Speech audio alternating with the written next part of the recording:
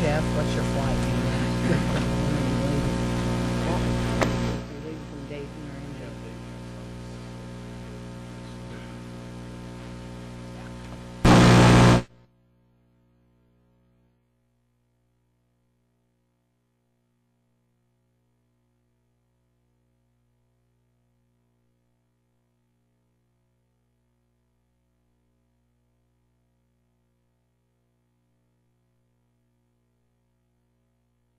Work session. We always start our meetings with the Pledge of Allegiance, so if you please stand and face the flag. I pledge allegiance to the flag of the United States of America and to the republic for which it stands, one nation, under God, indivisible, with liberty and justice for all.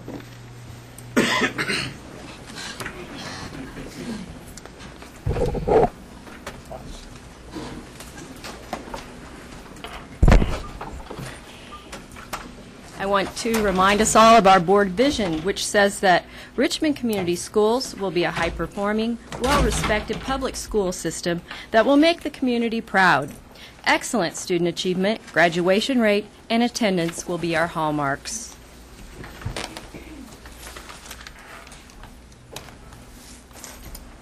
The Board of School Trustees recognizes the value of public comment on educational issues and the importance of allowing members of the public to express themselves on corporation matters. The board has set aside 2 30-minute periods for public comment during each board meeting. Speakers voicing a complaint may be advised to complete a written form and submit it for review per Policy 9130, Public Complaints and Concerns. Comments recognizing the work of staff and students are always welcome. However, critical remarks concerning specific school personnel or students are to be made through the complaint process available in Policy 9130. Public comments requiring no research, investigation, or review may receive response from the board and/or administration as appropriate. Do we have anyone signed up for public commentary? No, we do not.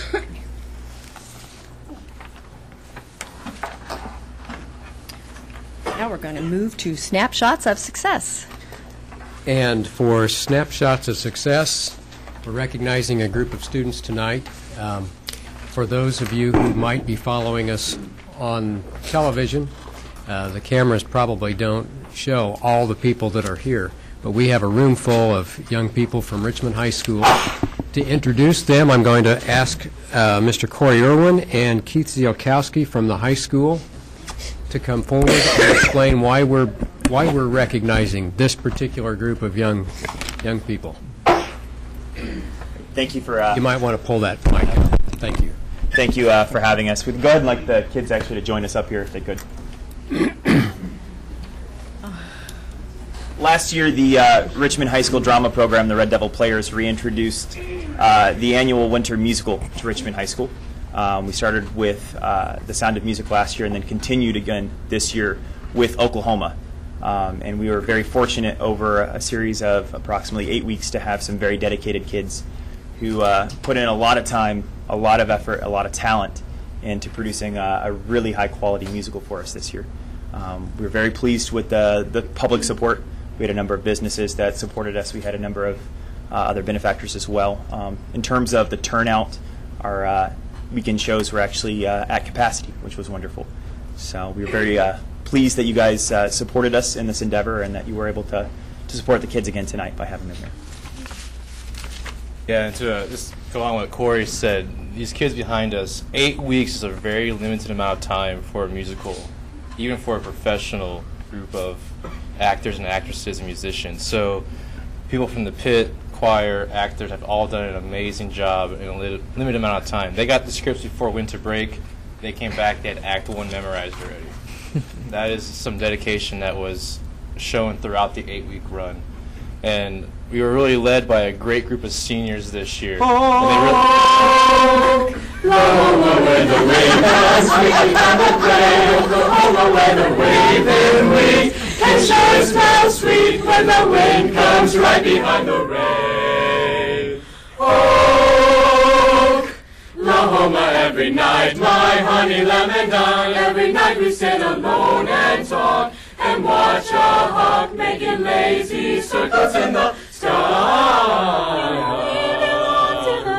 And the land we belong to is grand. Yippee, yippee, yippee, yippee, yippee, yippee. And when we say, yow, a yippee-yo-ee, yay, we're only saying you're doing fine, Oklahoma, Oklahoma, okay, Oklahoma, Oklahoma, Oklahoma, Oklahoma, Oklahoma,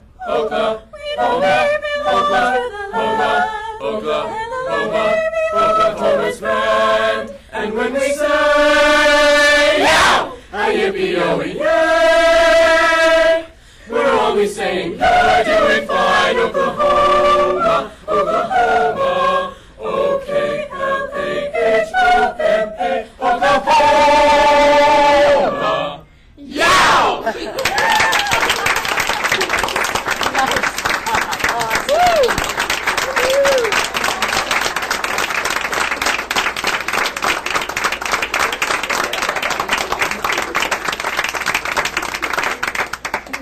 I think they should hear what you said, Dr. Borff, about their production. Well, I've said so much about their production. I'm not sure if I forget to say something. You I will. Oh, don't worry, I will. But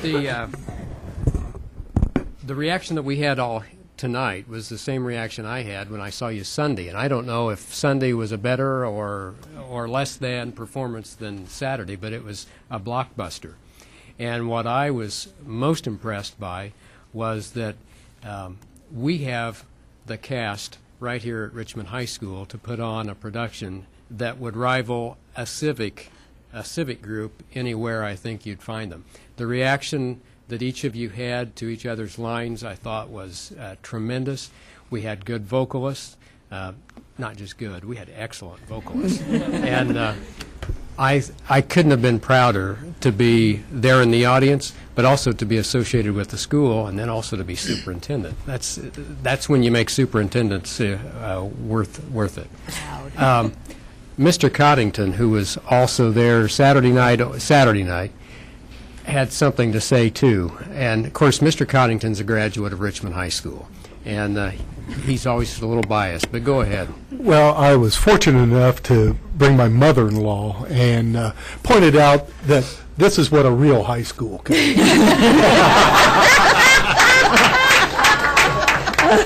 Did a great job, and she even said that's the best she's ever seen, and she's been going to those probably since 1938. Wow, that's a big praise. Comments from other board members? Well, I was there Sunday afternoon also, and I just wanted to say that as a former Richmond High School graduate, I was so proud to see musicals and drama brought back to RHS. Fantastic job. I have two kids that graduated from Richmond High, and they both come back from college, and they were there, and it was a good show. It was their Sunday afternoon. Yeah. Really enjoyed it. Thank you very much. Thanks, guys. And thanks for the serenade. I was hoping they'd It was. Okay, next we have a public hearing for additional appropriations, and to do that we need a motion to close the current meeting. Do I have a motion? So moved. Aaron Stevens makes the motion, and Dixie Robinson seconds the motion. All those in favor, please signify by saying aye. Aye.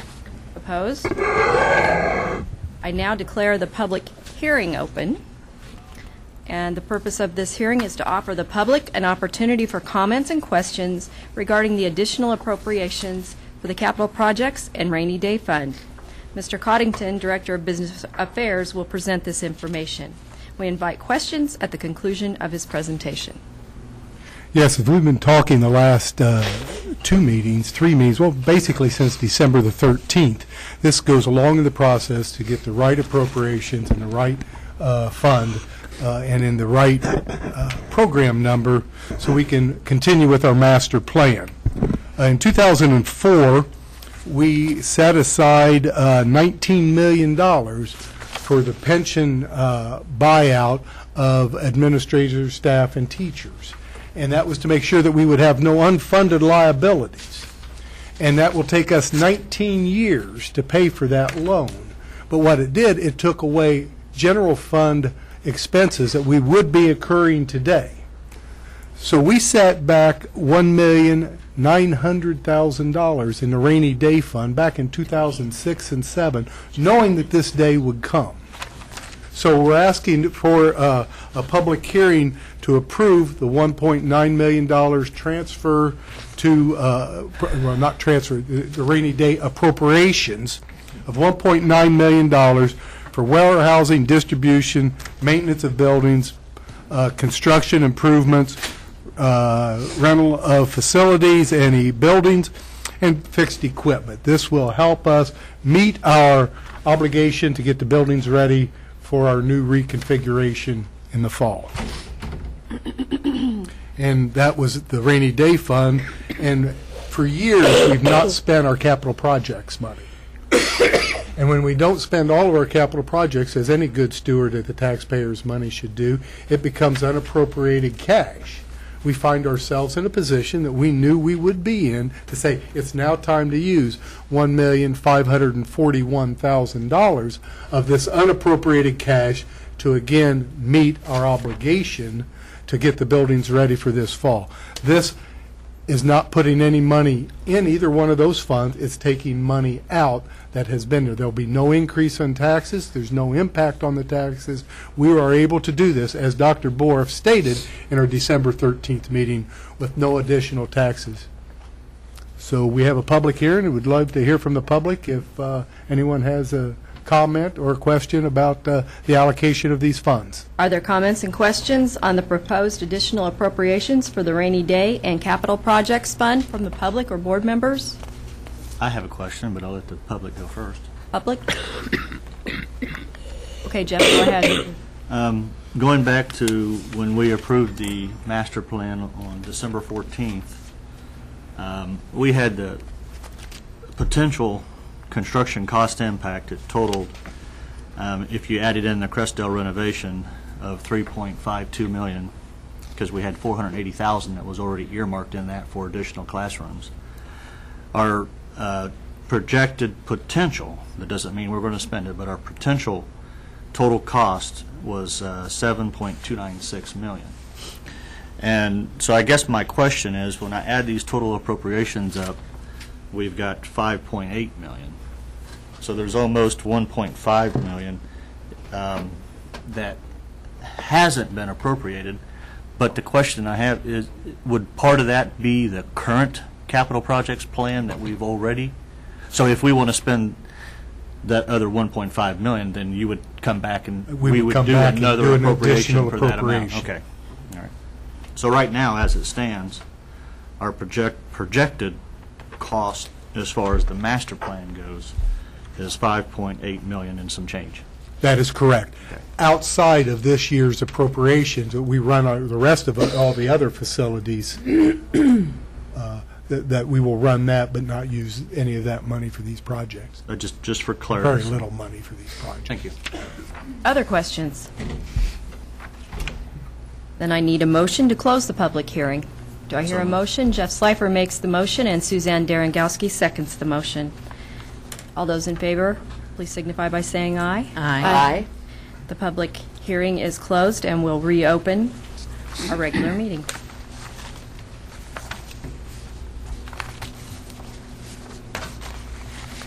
The next item is also, the next two items are also going to be presented by Mr. Coddington. Additional appropriations, approval for the Capital Projects Fund and for the Rainy Day Fund.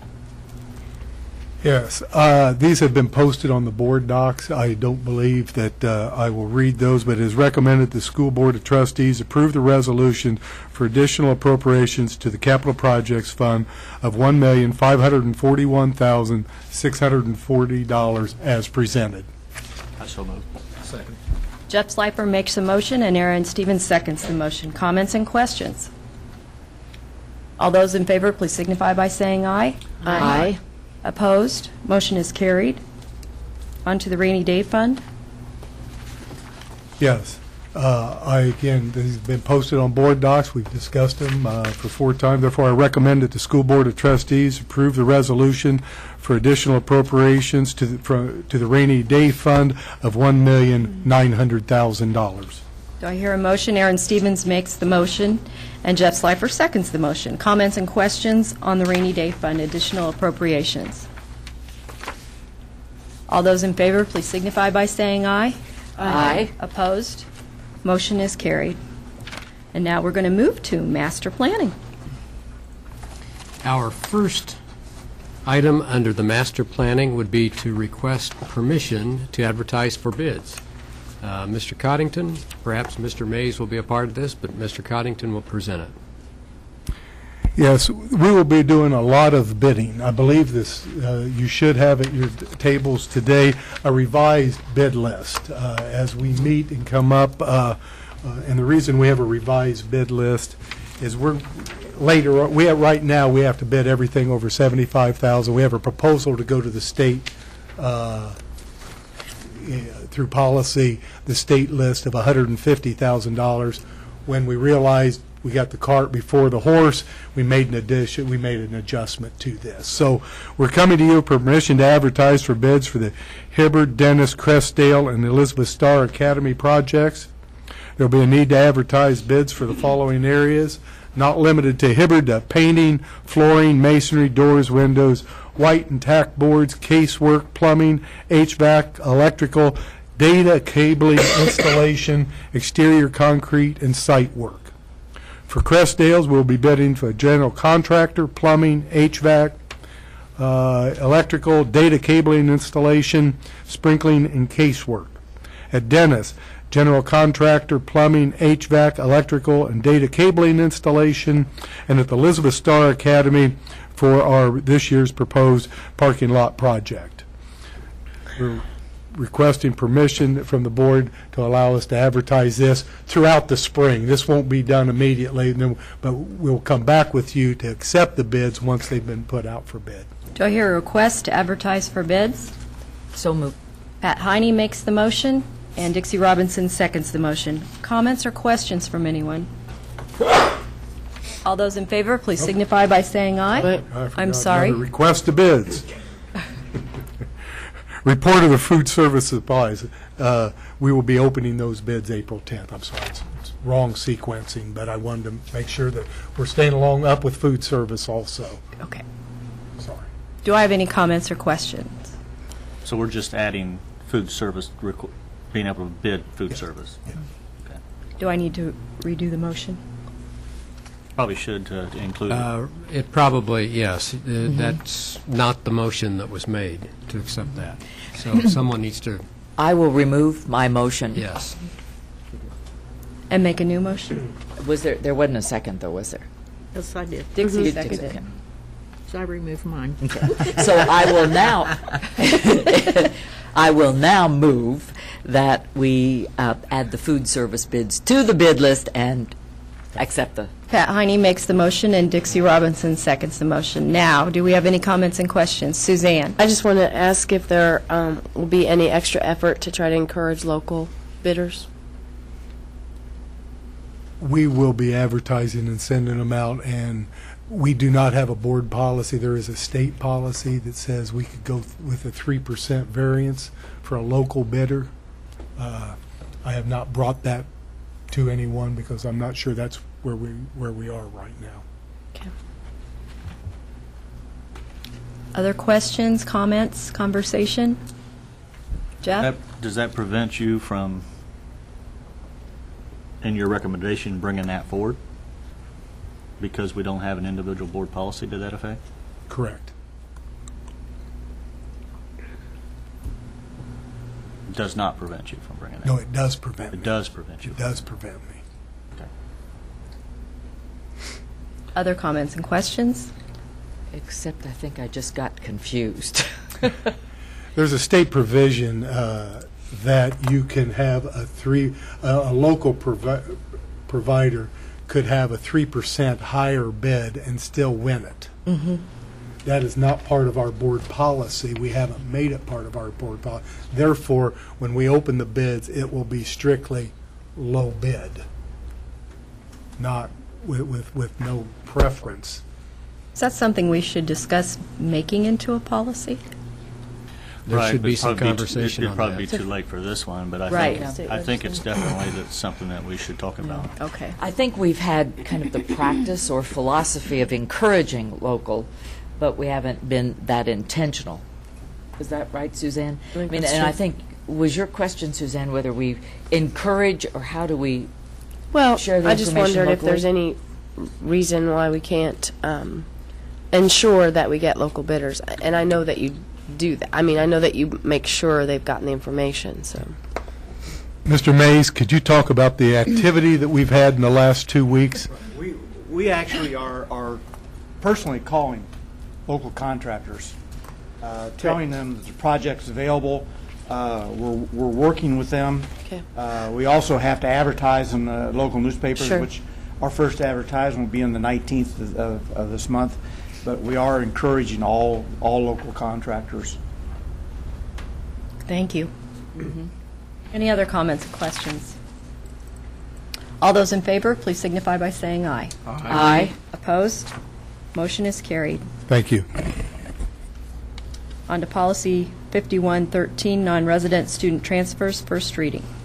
If you recall, we've looked at this policy somewhat informally in the past.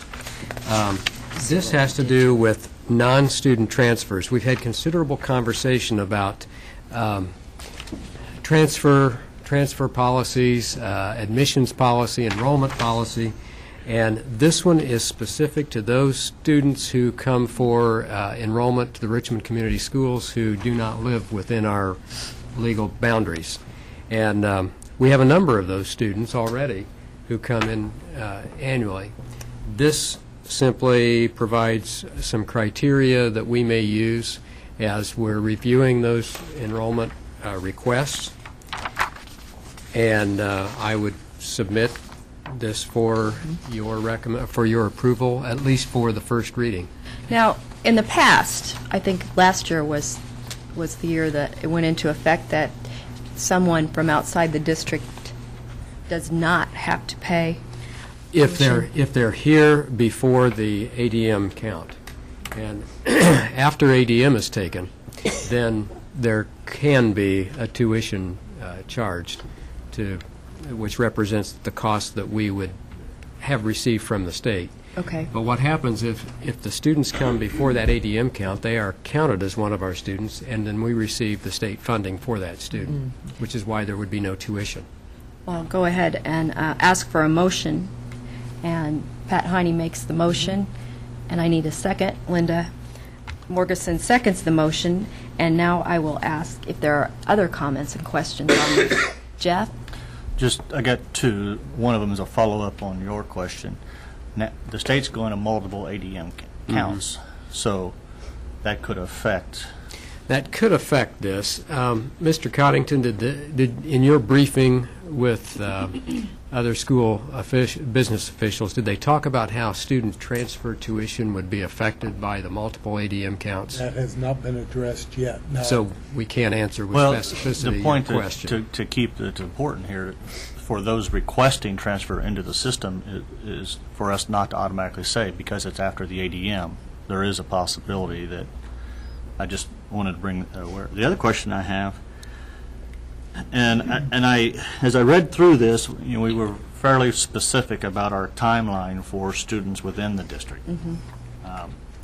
So I guess my question was, should we be concerned with the timeline as well here, as far as where they fall in acceptance, or can we put a simple statement in that, and I hope the statement is received as a positive statement, but I would like to make sure that this does not at any time, the right of a non-district student does never exceed the right of a district student when it comes to allocations of the spot.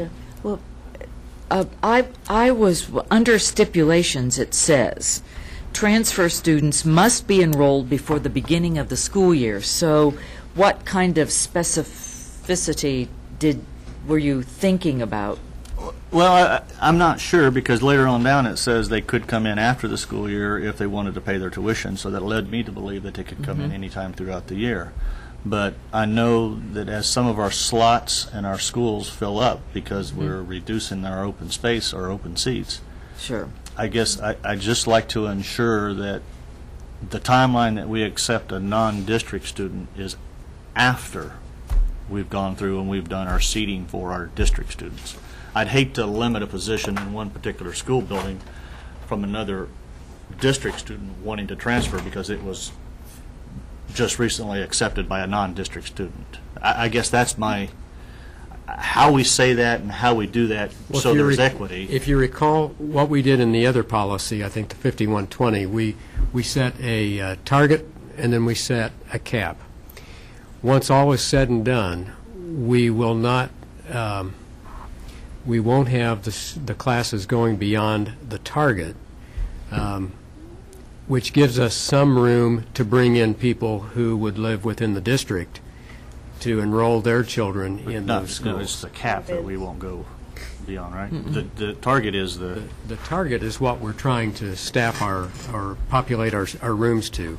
And the idea is that the cap is always about 2 students beyond the target. Right. The reason it's beyond the target is that we expect to keep that those 2 seats available for people within the district. So even if we bring in students who are not from the district, there's a design for capacity to serve our own students who come in at a later time.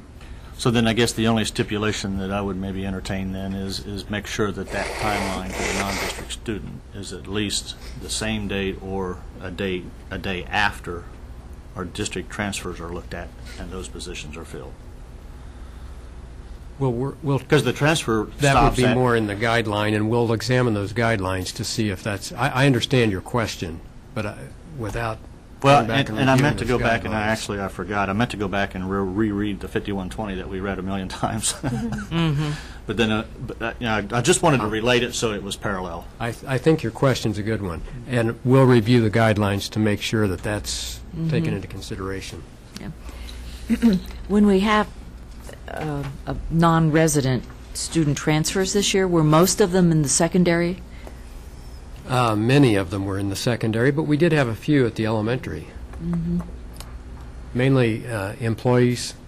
Oh, right. Other questions, comments? All those in favor, please signify by saying aye. Aye. Opposed? Motion is carried. On to Policy 8600, Transportation, first reading. The next policy, first time that we've presented this one, is a rewrite of our existing policy, and I want you to pay special attention to the yellow, the highlighted areas. When I did submit this for board review, I did get a response, and one of the responses was that in the second paragraph, that first yellow item, all use of tobacco, including smoking, is prohibited on a school bus, didn't really fit in that paragraph. So it's not that we've gotten rid of it. It should be under stipulations. And if you turn the page, you'll see that it's under stipulations. It's a stipulation all by itself.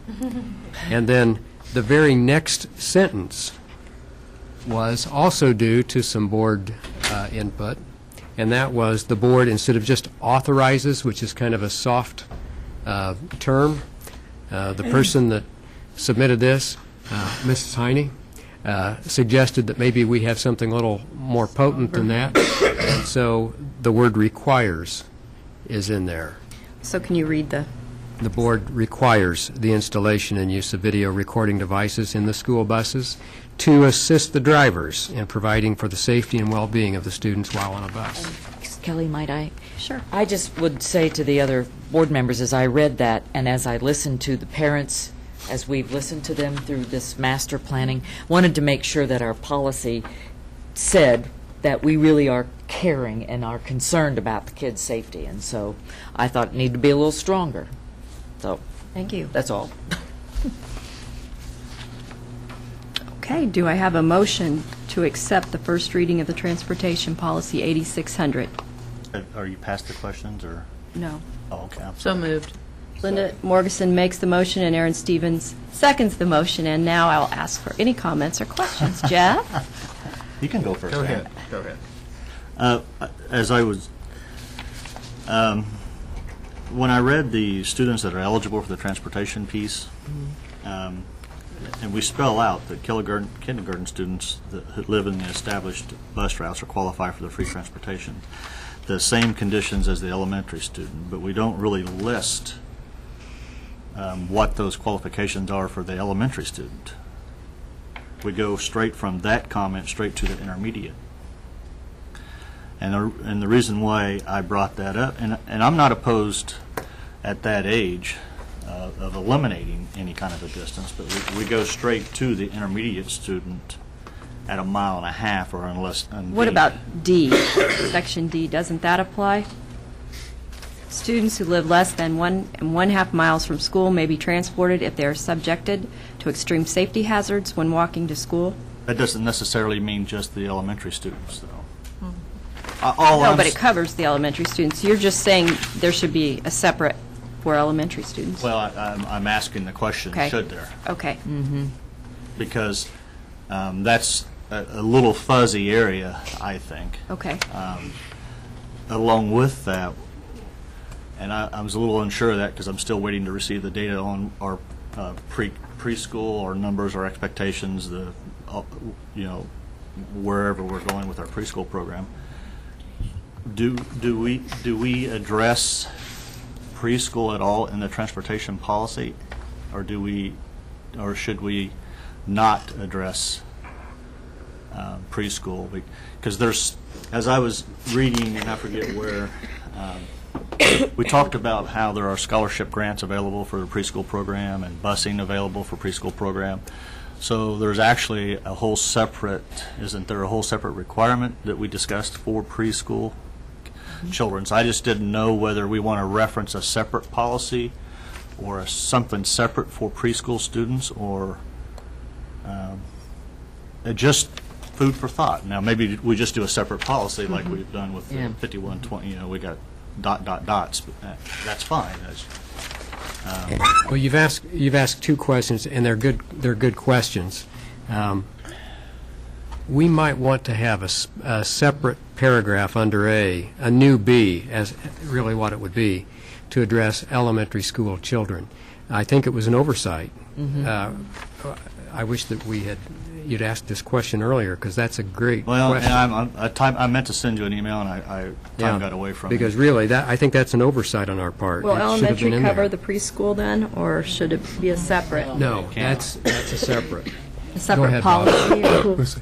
Preschool policy is a federal law and state law. It's special ed preschool, and we will provide transportation for those.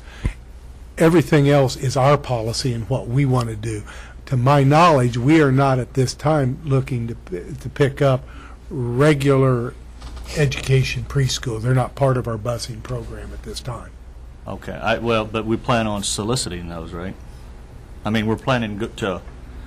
So then, if we're going to go out and solicit for preschool, But they would provide the education preschool, then we should go ahead and make the statement at this time that we're not providing that. I just your idea, because as I was going through what kind of distance, because we're talking about, in this case, even though you listed it, the kindergarten students, I mean, we're talking up through 4th grade. So would you set the limitation there, 1/2 mile, 3 blocks? I mean, what are your thoughts? Go ahead, Bob. We're doing it at 1,000 feet is our first cut. And the reason why it's hard to put this into a thing, this is a restructuring of the whole transportation department, and we're going to start at 1,000 feet and hope we don't need 70 buses.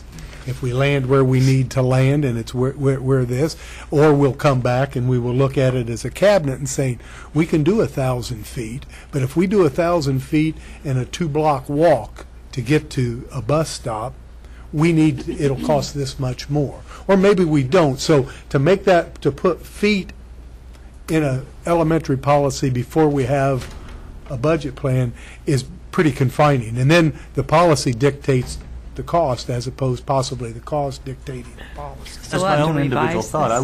I wouldn't have a problem with us being fairly general in the policy. Our intent is that, because administrative guidelines can adjust that.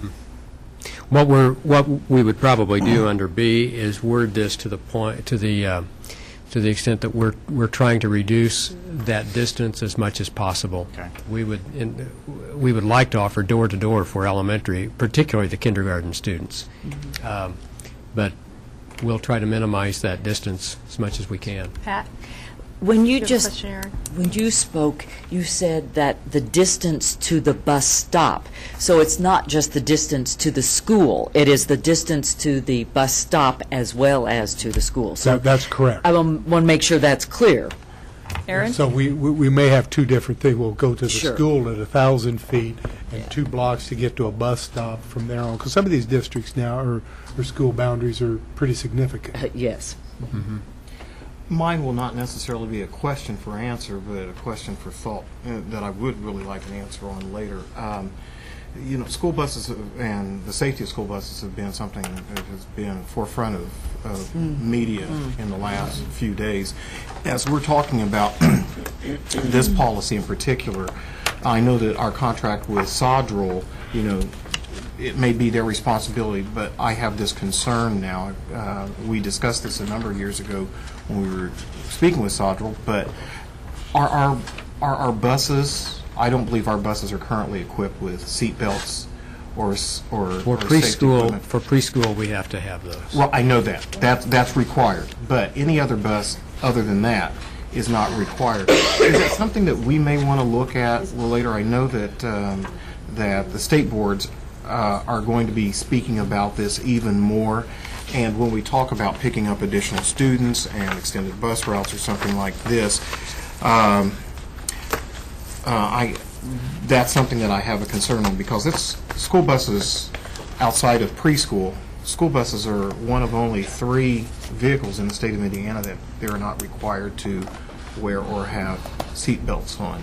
But it's at the same time, when you look at the number of students that we are responsible for, you know, at the beginning of the day and at the end of the day, and a lot of those kids will spend more time on our buses on any given day of the week, Monday through Friday, than they will in their mom or dad's vehicle. Was there a point to not having seat belts? I can talk Bob? to that, or you can. Go ahead, Bob. One, the school buses are the only vehicle that have the raised seats. Right. And thing.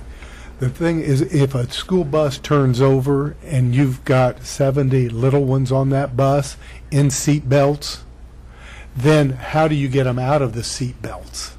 And it could be more of a danger laying on their side or upside down. So there's, in one hand, it helps. In the other hand, then the other thing, believe it or not, students are apt to, who's going to make sure that they're buckled up 24 the whole time they're on the bus? They take them off, they put them on, they take the bus off. The seatbelt hit their neighbor in the head with it. You've got a whole nother. I mean, so there's a lot of issues that come with the seat belts. So then you have to have aides on the bus to make sure that they're buckled up before, after, and before every stop, and then stay buckled up, and that they don't. There's only one person or 2 people in this seat. So there's a lot of issues, and that's the reason why they haven't been mandated. Well, we'll be hearing more about this at the fall. I think there's going to be a lot more. We're going to be hearing debate about on this, that. and I'm going to be speaking on that because I understand. I certainly understand the reasonings. You know, 70 kids on a bus. Who's going to monitor them? Is it going to cost more money to have an aide on the bus or 2 aides on the bus to do that, et cetera, et cetera, et cetera?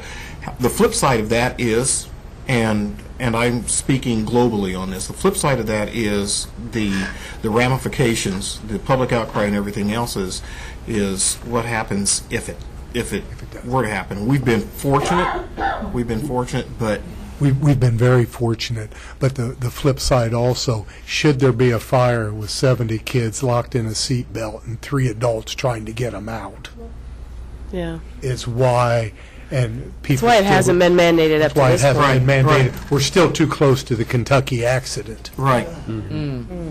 This discussion will go on for a long, long time Right. when none of us are sitting at this table again. Yeah. Because unless they come up with a fail-safe method of Release. safe locking and emergency unlocking, under detrimental situations. So I believe it's more that than the cost in this. The other stuff is a management issue. The safety issue happens to be a bus on its side or upside down catches fire, people are disoriented, and how do you get them out? Right.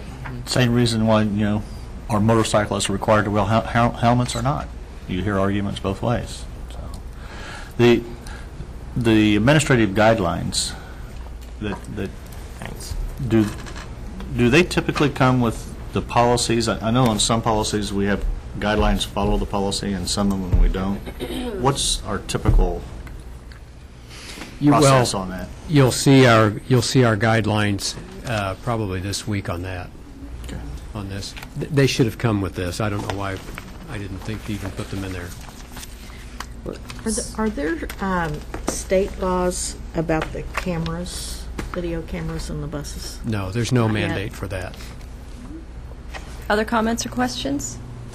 Then the next one that we present will probably then have that addition. The piece about the elementary, All right. yes. And the guidelines? The guidelines will come, not part of the policy. Right, They'll be along coming with with it. the policy. Okay. All those in favor, please signify by saying aye. Aye. Opposed? Motion is carried. Now we're on to frequently asked Well, questions. right. We're I not, was- No, go ahead.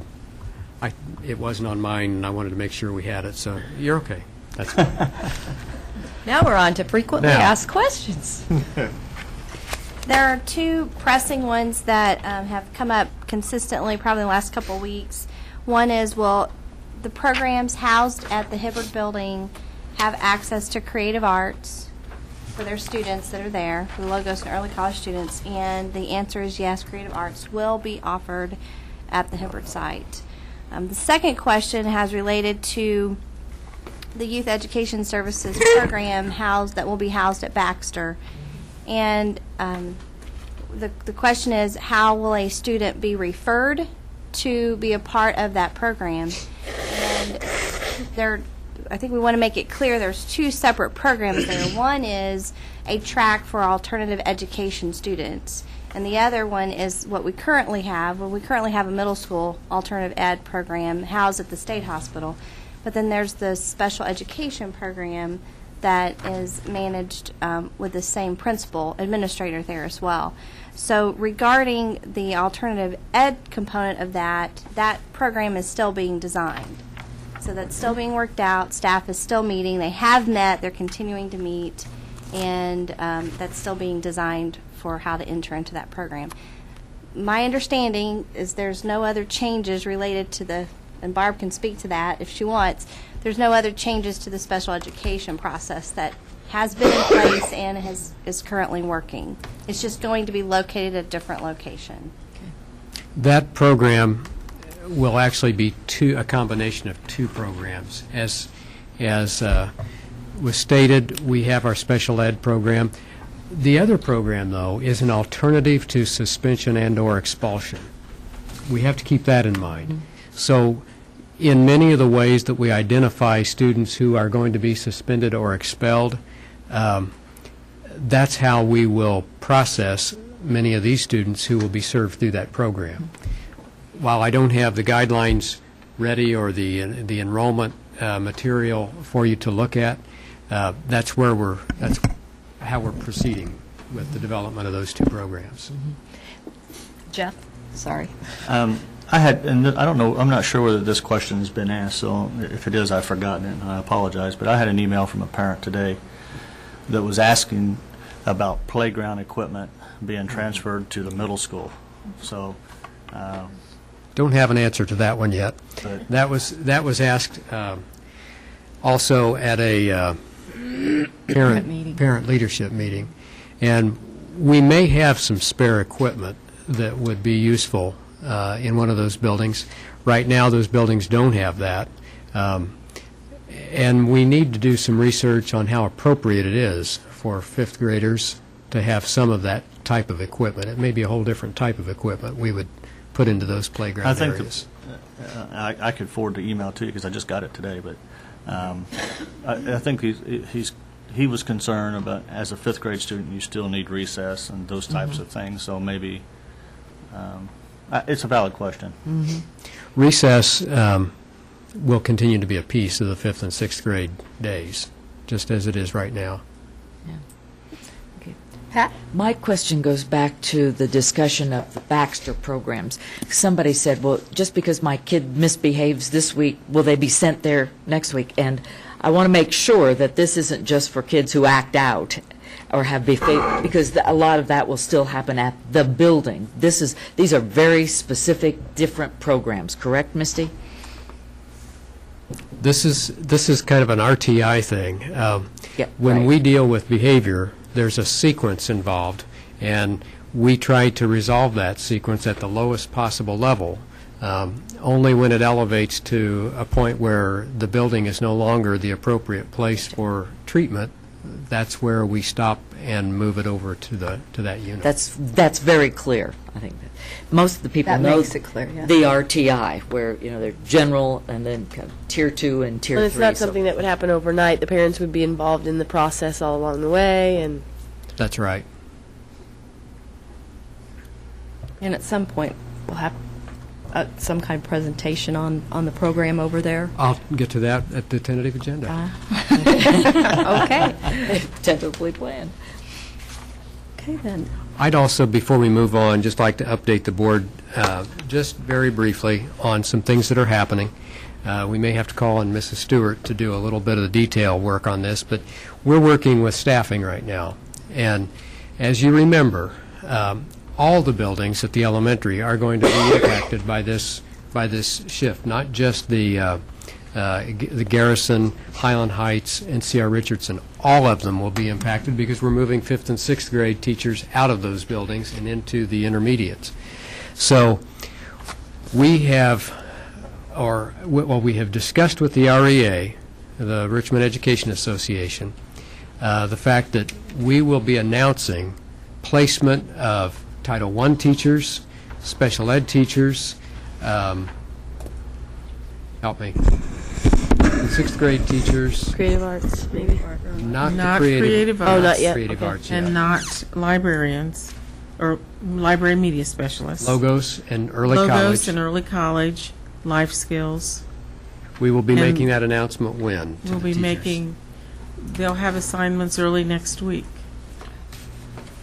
And at that point then, next Wednesday, Next Wednesday, after discussion, teachers who are in the primary buildings will be brought here to a meeting to make a selection of their 3 choices for placement, and to the degree possible, we will do our best to put people in the places they request. We'll try to put them in those places or in the same grade they're in now, or now 5th and 6th grade teachers, we've had a discussion several times. 5th and 6th grade position openings created in the intermediate buildings will be reserved for those teachers who are currently in the 5th and 6th grades at this point. And they will get their assignments early next week also. And we're trying to make sure that, to the degree possible, teachers will be at buildings where students, as far as the closing buildings, teachers are with the students who are in their buildings. Linda? So, are 5th and 6th grade teachers going to get any kind of a, do they get to be a part of the decision-making as to whether they want to continue teaching 5th and 6th grade, or is it just an understanding that if they teach 5th and 6th grade right now, that they will be going to Yes. the intermediate school? Yes. Yes. The latter. The thing that you said last, the second thing.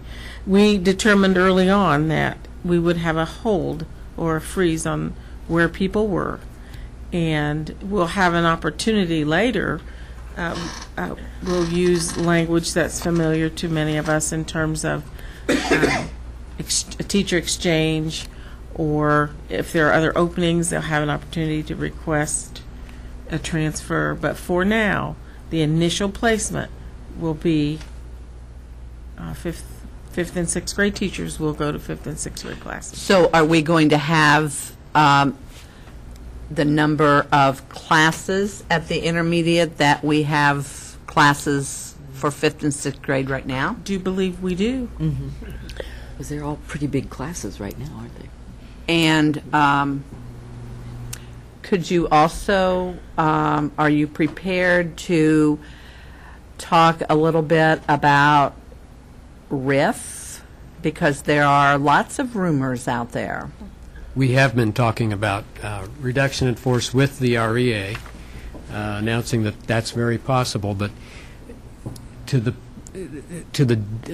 actual detail of exact numbers, we can't be too specific right now for the reason that we have retirements.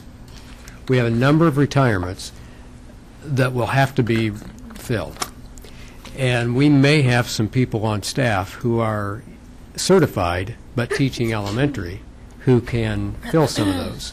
So with every replacement, we reduce the number of potential RIFs by one. Mm-hmm. So at this time, it's hard to say, but I know there are rumors out there that we're reducing 36. Well, more than 20 or and that's more not than the 10. case. I thought we were doing well. I hate to even bring this up, but you had a number originally that you thought you might have to rip. That's why we don't like to give you numbers. You remember them. But you're already, it's true. It's true. From what I understand, you're already under that number. Am I right? Well, preliminarily, don't tie us, because the paper will announce it, and it won't be right, and people will be upset. Okay. Because things will be changing. I don't think we'll have 20 people rift. I'm. That's a nice comment. I don't think we will. Did we receive the number of retirements that we expected to receive? Well, we received the number of retirements to realize our gain that we had to have in terms of seeing staff members who replaced them at perhaps lower cost levels.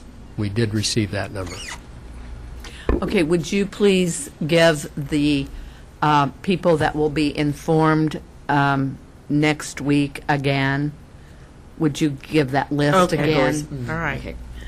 Fifth and sixth grade teachers, Title I teachers, and Title I teachers really are our coaches and interventionists for the most part. Special education classroom teachers, not the itinerant special ed assignments. We don't necessarily have those. And by itinerants, I mean teachers who travel from building to building and have the... Like speech and hearing? No, right. What will not be? Have speech and hearing assignments next year. Typically, we don't do those until fall, when we see where the numbers land, or spring, late spring. Mm-hmm. So special ed teachers, the classroom special ed teachers. Right. I think I said them all. Logos And early college, and life skills teachers. Well, they're special ed teachers. Okay. And we're working with a very small committee involving teachers to review our creative arts approach to instruction next year. And depending on how that is determined, may mean we have fewer teachers in those areas than we have now, or not. Don't know which model it is. Well, are you prepared to say what the next step is once you get these people placed? Then we'll begin with K4 assignments. They'll come in on next week, Wednesday, and hopefully by the end of the week, we'll have all those assigned. And when you talk about K4, are you talking about the people who are displaced from the buildings that are closing? Yes. Okay. So, okay, well, let me ask you this then.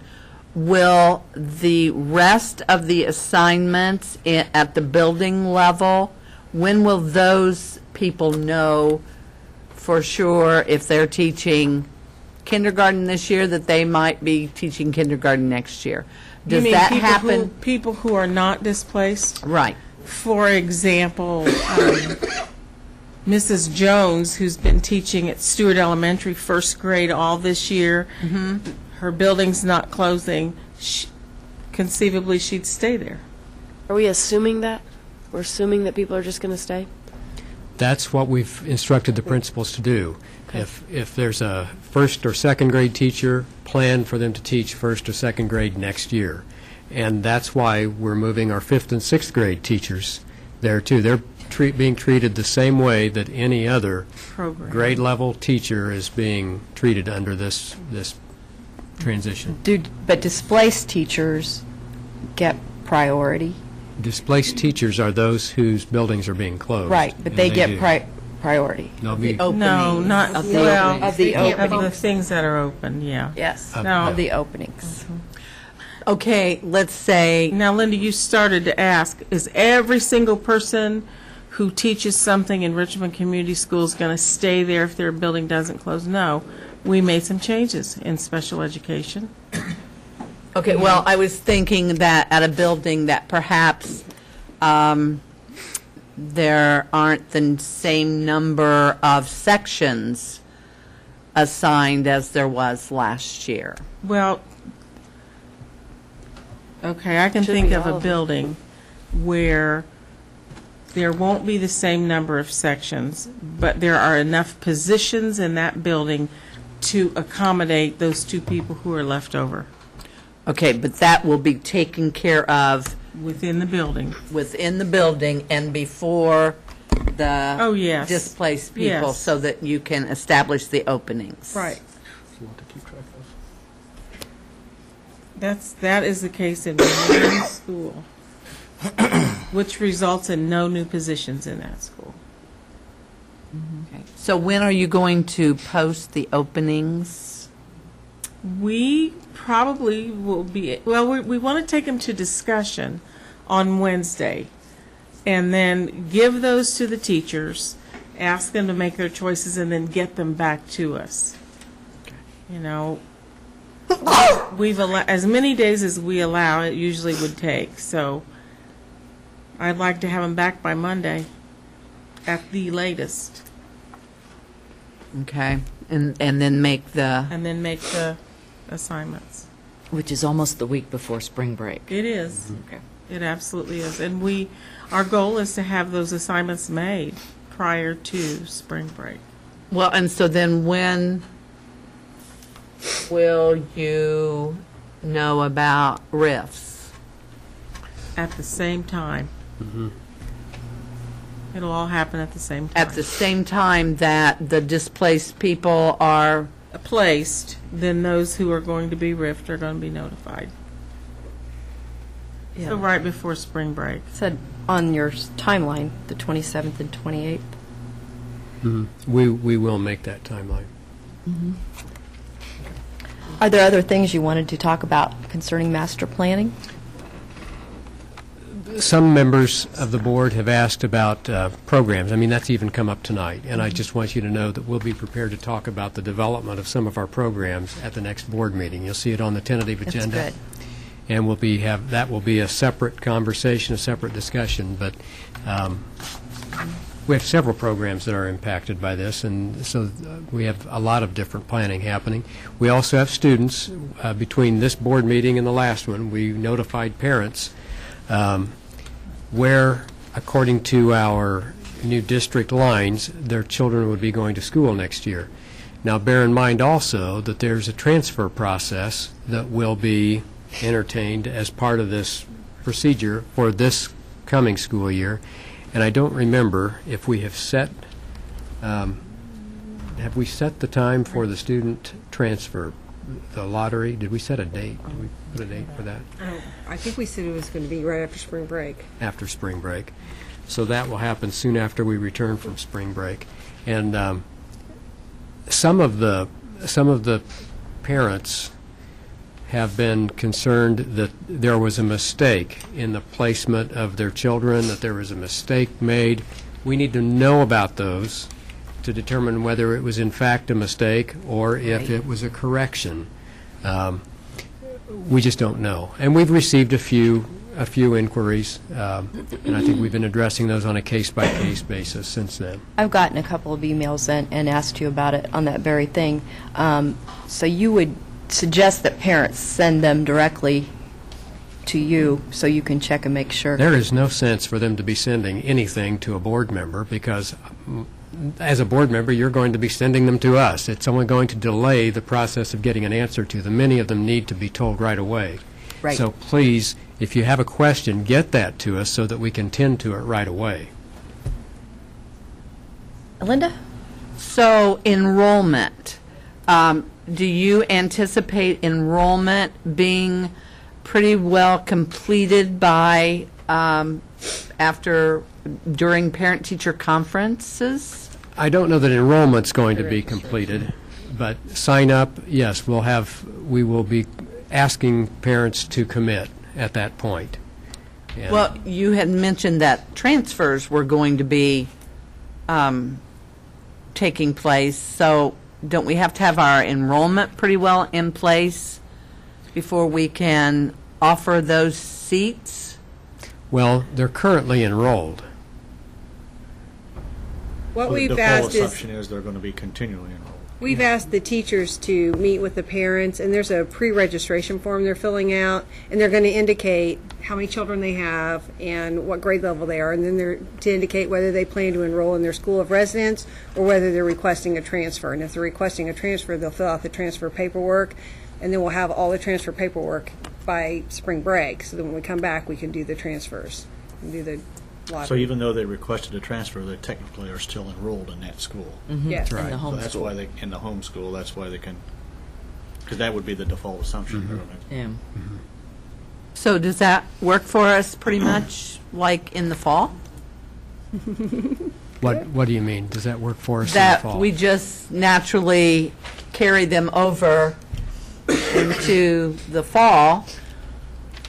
They're enrolled, and we then have a place for them in the fall, but it seems as though our fall numbers sometimes are pretty unsettled. Every year they are, at the very beginning. But we're hoping that this effort this spring minimizes that disruption. We always have a fairly high, over 90% of our parents come in for the parent-teacher conferences. So we're going to be reviewing with them, making sure that their address is the correct one that we have on file.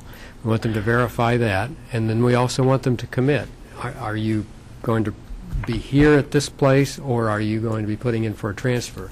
So we think with all this additional effort, we should have a fairly accurate number going into the fall, if that's your question. But we also know on day one, there are going to be new people, and we'll have to process People that. move between the time we mailed the letters and they got the letters. That's right.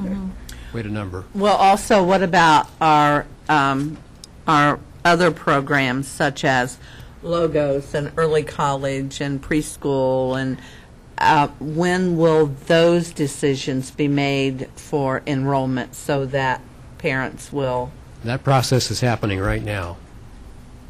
We're screening and reviewing, and in some cases interviewing right now for some of those programs. Wow. So you expect that to be sometime? That should be within the next month. Okay. Yeah. What's going on in the next month? And we have spring break. Yes. Anything else you'd Well, like and to you've talk heard about our transportation. No, let's back up. We are talking, we're reviewing transportation right now. We're trying to make that a three-tier program, one for the primary, one for the intermediate, one for the high school. We're looking at different models and how that can be done using a different schedule in place. For example, if you recall in our forum discussions, almost every single meeting we had a question about, is there going to be a change in the scheduling for elementary students, because our elementary students are starting school very early, and they're getting home, in some cases, to empty homes. And so we are looking at some models where either the intermediate schools would go first, or the high school would go first, the elementary might go, or the primary might go second, looking at various models so that somebody is either with those elementary students in the morning or with them in the evening. And we're trying to work that out. Whether we have the capacity to have 3 distinct routes for every level, we don't know yet. And even then, do we have the time within the day? For example, we're not wanting to make a long day for primary students. And if the later you start, the later you go into the day. So we're trying to factor that in. Well, and also, there's really more programs after school than before school. That's right. And so That has to be taken into account. And we have multiple partners for those programs. So we did hear loud and clear, though, from multiple parents that they really need the older kids home before the younger kids. I mean, we heard that over and over. Many times. Mm-hmm. Okay. Well, then let's move on to our work session. For the summer school plan, we have conversation that can be broken up into 2 distinct areas. One would be the regular summer school plan, and then we also have some have had discussions with Every Child Can Read, and that's a whole different conversation with Third Grade Academy. But I'll turn this over to Mr. Millis, and he can tell you what we have been working on for the summer school for this year. Yes, if you recall, last year we initiated a new process that for our K-6 programs, except for Third Grade Academy, which was outside of that process, and teachers came up with creative proposals and built those courses around standards, and we built in some more field trips and things that made it enjoyable. We feel that was a good approach. We had about 93% attendance, and the kids and teachers really seemed to enjoy that format. Last year we were at CR Richardson and also Boys Club, Girls Club, Jeffers unit, and we're looking at the same facilities. We are reviewing the Boys Club, Girls Club, and whether or not that would also fit into our plans. There were some challenges that we had to overcome, but that is about the only building this summer that won't be affected by construction, so we felt that it's a good location, especially with those services close by. We're waiting on a proposal from Third Grade Academy, which I think our deadline is the 25th, so we will be anticipating that. The middle school program will continue to be our partnership with the Earlham College MAT program, and it's been very successful. Email conversation today with Mr. Weishart reminded him we will have some construction in both those buildings, so we'll have to make sure that we watch out for those areas, but I think we'll be okay. They spend a lot of time at the test cafeteria, and we have the auditorium at Dennis, so those should be both capable of holding students. And then the high school, we'll be running some traditional courses, which we've had those courses approved earlier in February, but also we're going to offer online opportunities for students, not just the credit recovery, but also courses that they could take. For example, an AP student that sometimes might get cramped later on in their schedule, where they could take a course so they would not have to have quite the crunch in their schedule later on. So that will be, I think, a good opportunity through the Novanet, and we'll run at least a couple sessions, I believe, in the morning, afternoon, so we can accommodate a number of students. I'm sure if I've left anything out. Does that mean they'll go to the high school to take that online course? Yes. Okay. I think we need to remind, not the board, I know you're acutely aware of this, but I think we need to remind everyone that the third grade significantly changes this year. The third grade summer experience for those kids who have failed the iRead 3. The iRead 3 is upon us. That's next week. Monday. For those students who fail the iRead 3, the likelihood of being promoted to fourth grade is very dim if they don't take summer school. And for summer school, for those who attend summer school, there will be a second test, a retest. It's also high stakes, but our intent would be beginning in the school year when we know that any of those students has failed, we begin working with them on a plan, a very intensive plan to prepare them beginning, like I said, in the school year for that retest. The summer school experience this year, we want for those students to prepare them all the more for that test. So there's going to be a different approach to third graders than there has been in the past.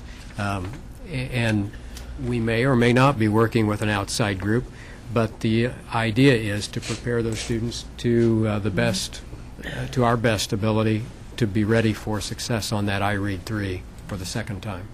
Linda? So when you say change, could you expound on that?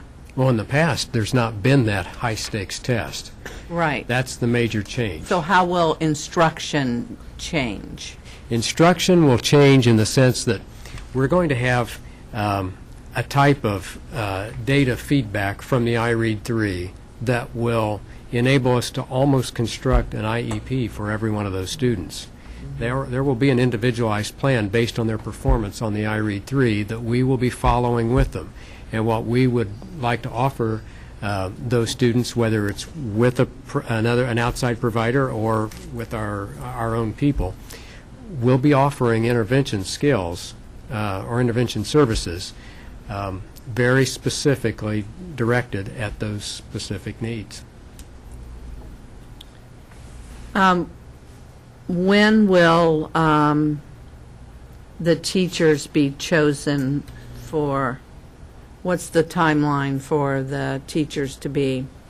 We'll put out the proposal request prior to spring break so that we can have, after that is done, then we have a small committee evaluate those proposals. And I would guess be mid to late April, sooner this year than we were last year because we were still kind of working on that concept. Well, I was just thinking with so many teachers packing and so forth that I'm sure that the sooner the better, especially if they're teaching summer school. Also, another question I have is, I think you had stated that no longer will the state reimburse for intermediate students for summer school? Well, that's correct for the most part. The formula that's used is 105% reimbursement for K-3, and that's their focus this summer. In the past, it's been K through 8, I believe. Mm-hmm. So, in certain courses at the high school. This year, the new guidelines came out, and it said that once all of the program requests that have been taken care of, K-3, have been met, then they may reimburse at grades 4 through 6.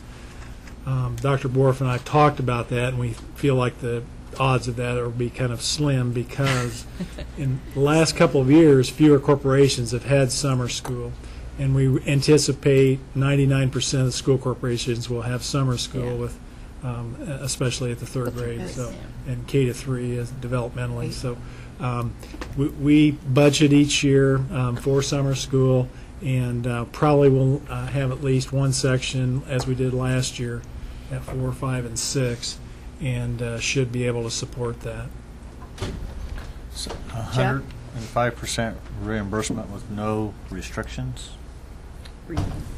There are restrictions. Because if you talk about the students that fail the iRead, I mean, then you would want one-on-one tutor if it's going to be reimbursed. So. They have guidelines, and those guidelines are enrollment to pay for one instruction or teacher or instructor, that it has to be a 15-to-1 ratio.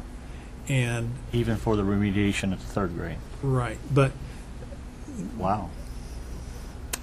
Anything that we do more than that would be our own expense, at our expense. That's good money spent, but you would think if the state's pushing this, I read, that they would also push the remediation dollars to follow it. You would think. I think they see summer school as remediation in and of itself. Mr. Bennett? Okay. Is that all in summer school? I think so. Then we'll move on to our press conference. Any questions out there? Brian? I don't have any. Then on to consent items. The consent items this evening include the approval of minutes of the February 22nd, 2012 meeting, recommendation by Human Resources, and there is an addendum to that recommendation as posted. Also recommendation for corporation-sponsored travel by the Richmond High School Band. Filing of reports for our food services bid, and also the Safe Schools Healthy Students report. I would recommend those items to be approved. Do I hear a motion to accept the consent items as presented? Aaron Stevens makes the motion, and Suzanne Darengowski seconds the motion. Any comments or questions on the consent items? Jeff? The filing of reports for the Safe Schools Healthy Students, I don't know whether we can accept the filing of the report, but I really think that should really become in my personal opinion, by the will of the board, but it really should be a work session topic, I think. On what we're going to keep and what Well, I think everybody needs to understand it, and if you want to look at just at the data from just a numbers point of view is a little surprising to me. I would have expected in a program that we've received from the federal government, $4 million in the last 3 years. I mean, we had some lofty goals. I mean, we've had some, but the numbers aren't quite as reflective or positive as I'd hoped.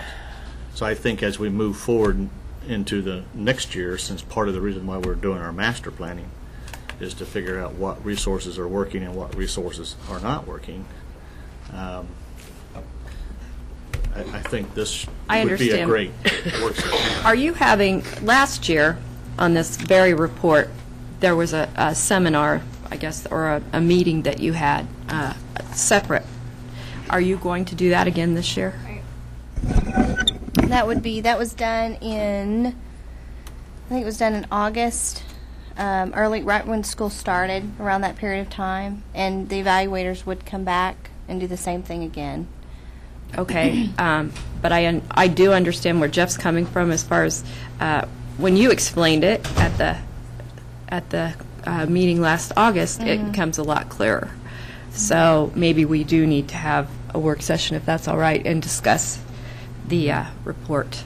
Yeah, and at that meeting as well, if you remember, and the board, we had all of our partners there too.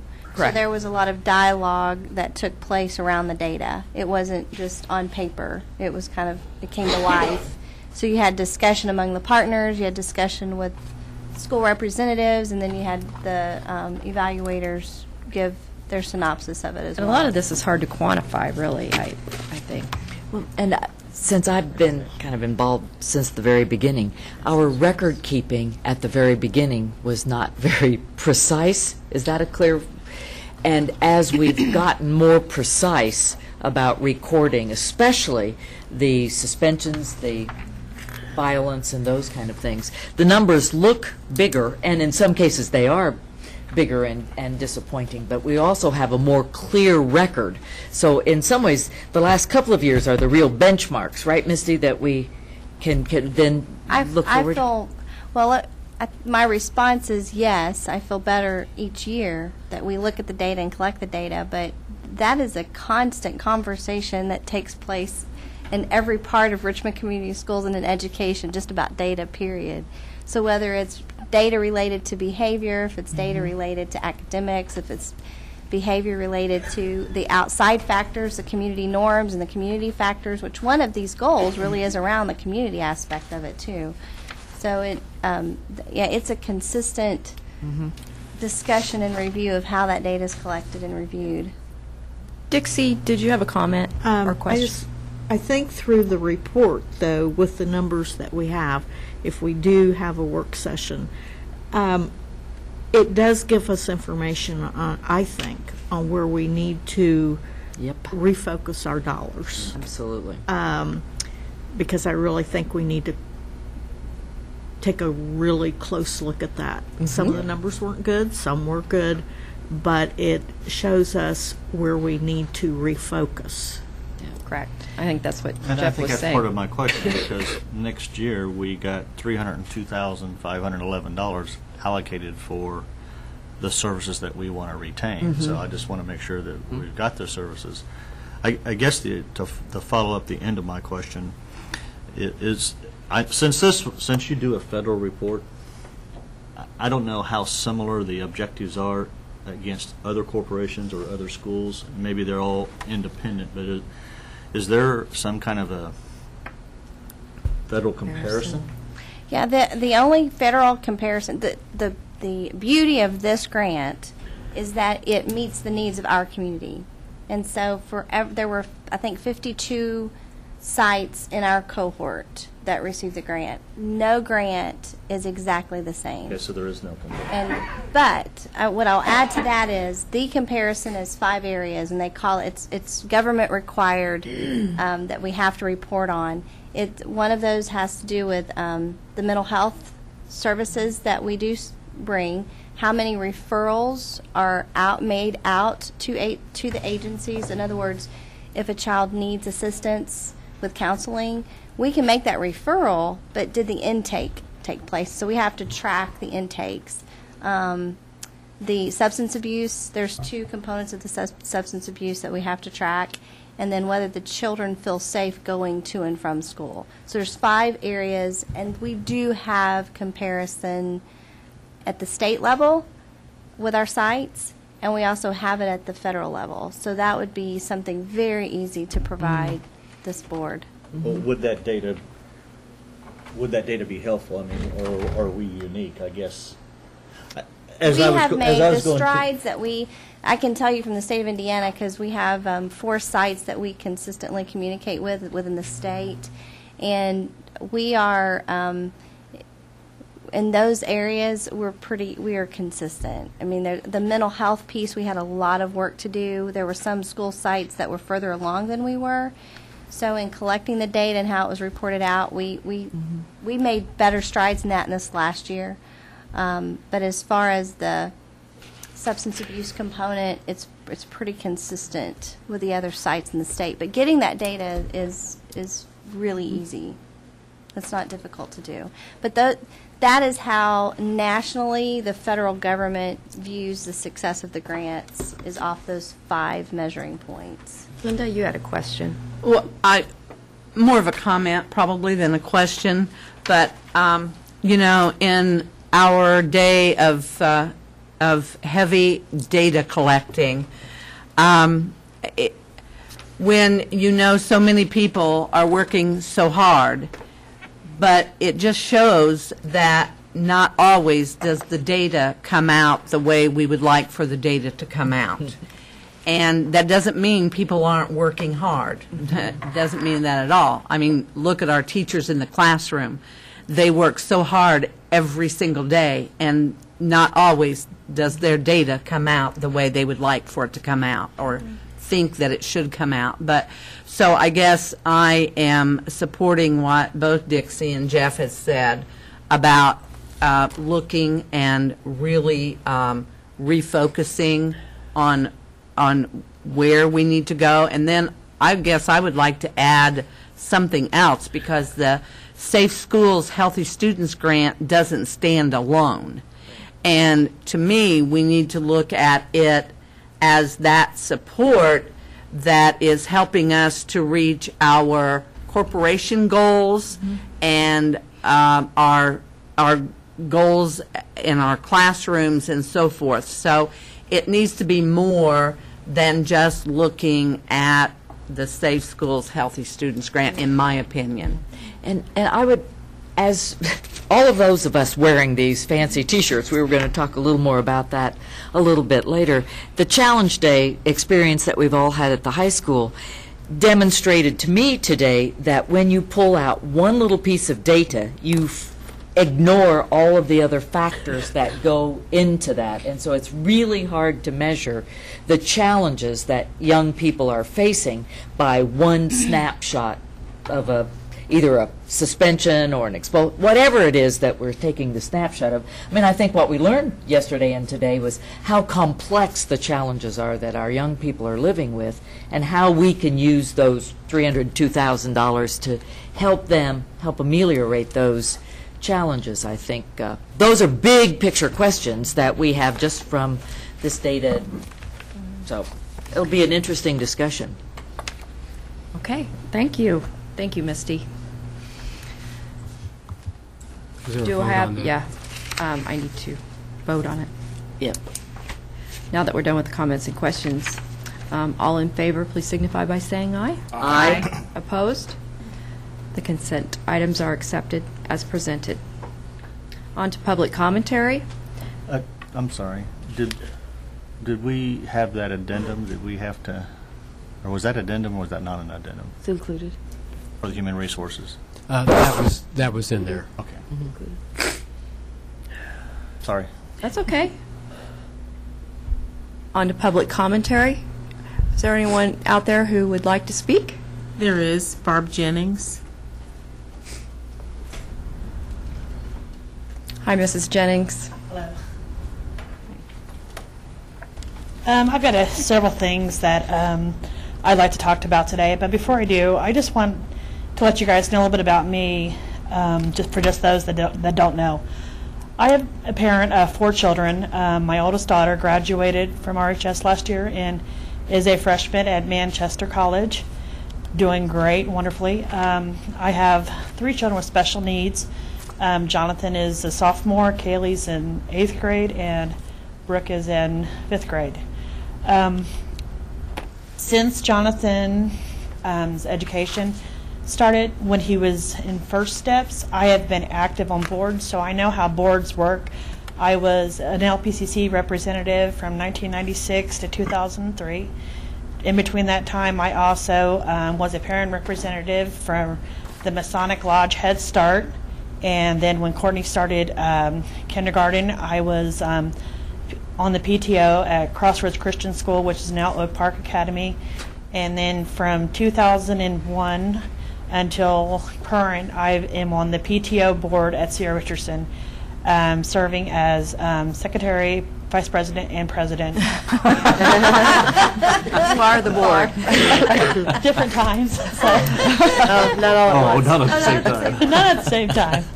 So, I mean, I take a really active part in my kids' education, and, you know, I do plan on I'm actually on the PTO board at Test and the PTO board at the high school. And I do plan on continuing until Brooke is graduated. Great. So I guess my first question is concerning the 5th to 8th grade buildings. I want to know your guys' research that you have used to make the statement that it's okay for 5th and 6th graders to be at a middle school building. I went online, I researched 9 different articles. None of them were positive to a 5th through 8th grade building. As a matter of fact, I found a research, one particular article is called The Middle School Mess by Peter Mayer. The article is found at educationnext.org. It stated in 2005 there was 9,000 middle schools that consisted of either 5th through 8th or 6th through 8th buildings. In 2007-2008 school year, there was only 8,500. Cleveland, Ohio, just across the border, has already closed all 16 of its middle schools. Philadelphia has closed 21 of its 46. Massachusetts, Pennsylvania, Ohio, Tennessee, Oklahoma, and Maryland their state boards are rethinking the 5 through 8 and 6 through 8 school configurations. And cities such as Milwaukee, Cincinnati, Portland, Oregon, and Baltimore already have moved away from using the concept. If there's so much research about these schools going away from them, where's our research to support why we're going to them? Is that a question you're wanting to have Yes. answered tonight?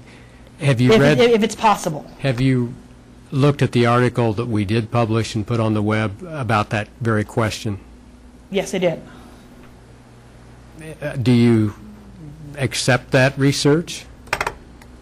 I mean, because it's just so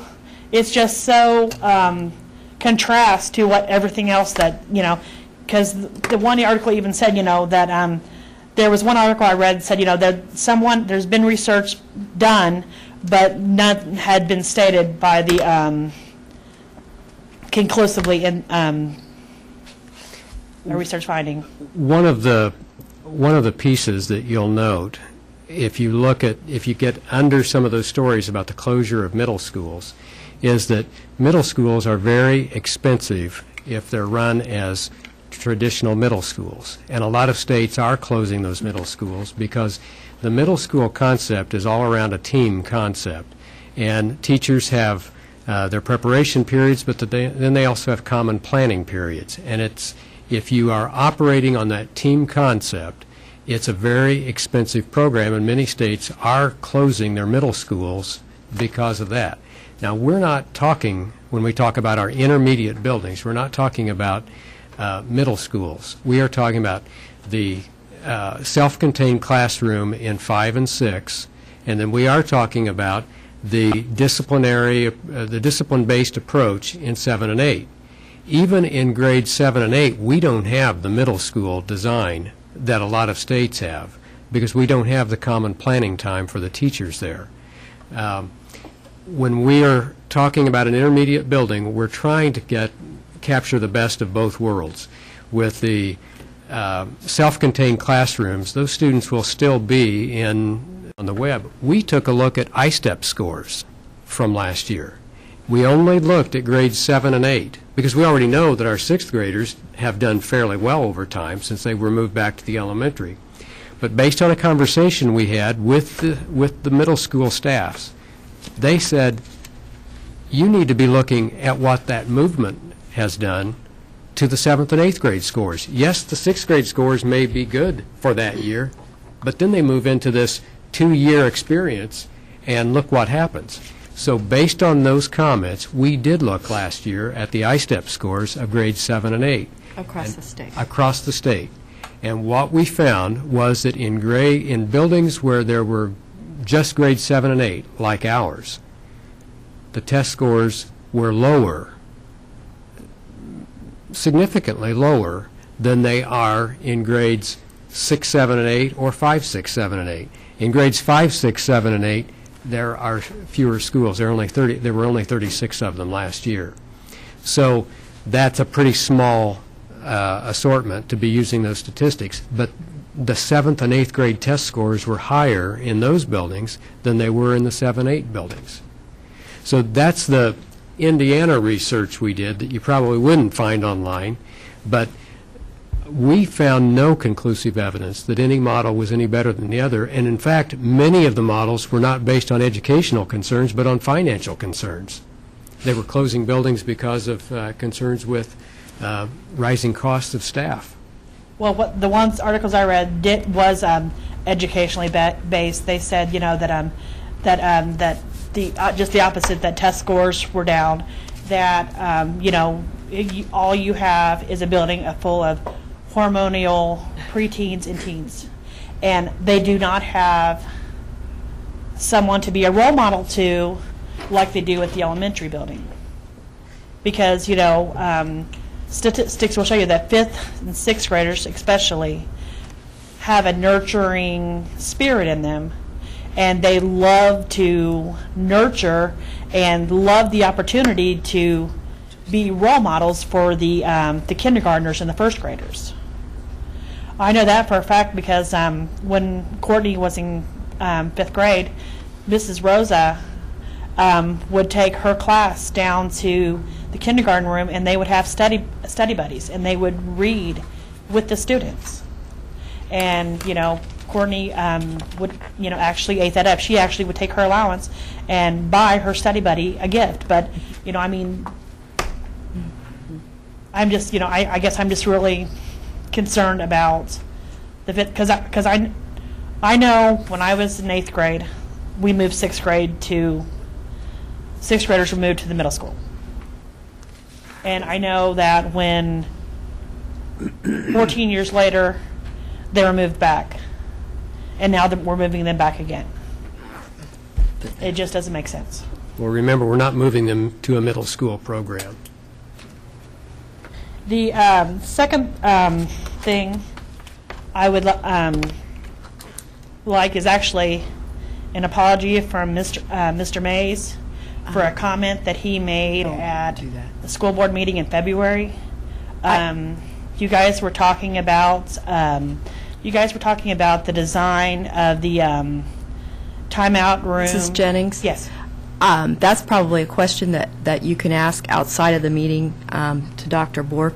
The time for speaking is 5 minutes, and that time is up, but we usually don't do personal comments during the public commentary. Okay. Thank you for coming up, though.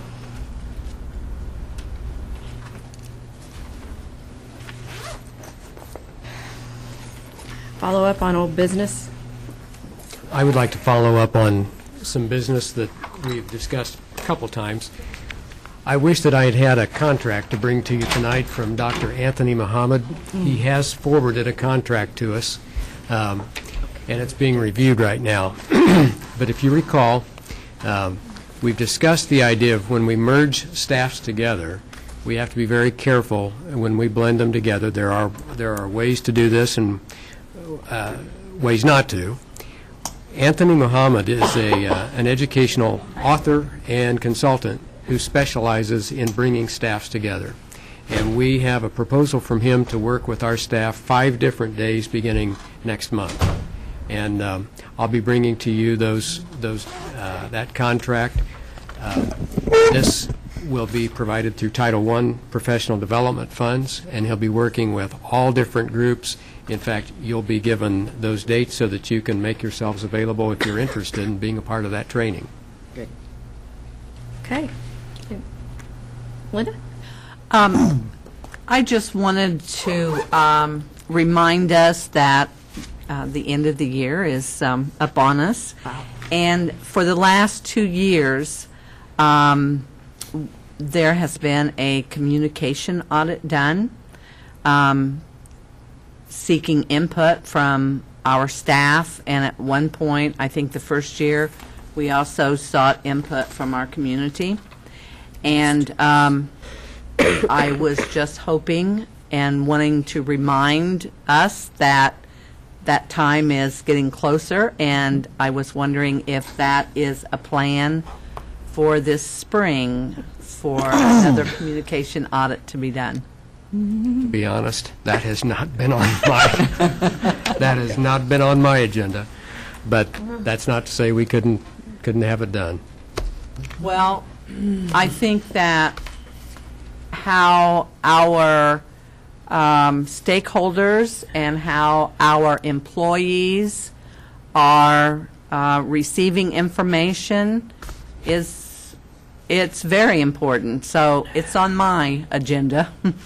And I think it helps to direct our work also. And so I would hate for us to miss the opportunity to gather that input.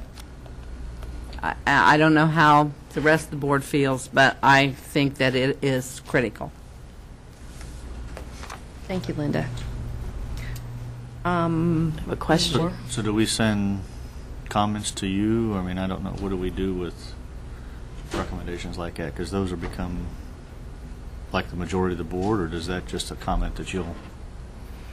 Well, if the board would like to have another communication audit yet this year, we would need to be directed to do that. Well, and we have to decide what does that mean, too, because what we ask is more likely to be different, considering all that we have been asking and communicating. So I think we would want to consider that before we decided to do that. We can bring that up. Actually, we need to have more conversation on it, and That's if we why I could, brought it up. If we could do that, we could put take that that on the next agenda. You could also take that to That the agenda's going to be communication really group. heavy. Yeah, the communication Take committee. that to them and ask their input on that. I think would be good. Was that a conversation at all in the last communication? We were pretty committee? much focused on the communication regarding enrollment and getting enrollment taken care of. Okay. The last conversations. Are we going to talk about that at all? Your communication? It's on the. That's part of the plan. Yeah, to talk to the board. So. Well, the first one that was done was put together by a group of people, and I realized we had a facilitator, but it was not, because I served on that group, and you know, I guess I'm just thinking that I don't know. I mean, we can talk about it later, but I mean, obviously, it needs to be done in a timely manner, because last year it was not done until like the last week or so of school, and it kind of got lost in the shuffle. But so I guess that I'm the only one talking here. So if it's not important to everyone else, Well, the then- communication committee did review the plan, and we're kind of looking at and analyzing that. So it would be a good time for them to take a look at that and see how that fits into the full plan. So.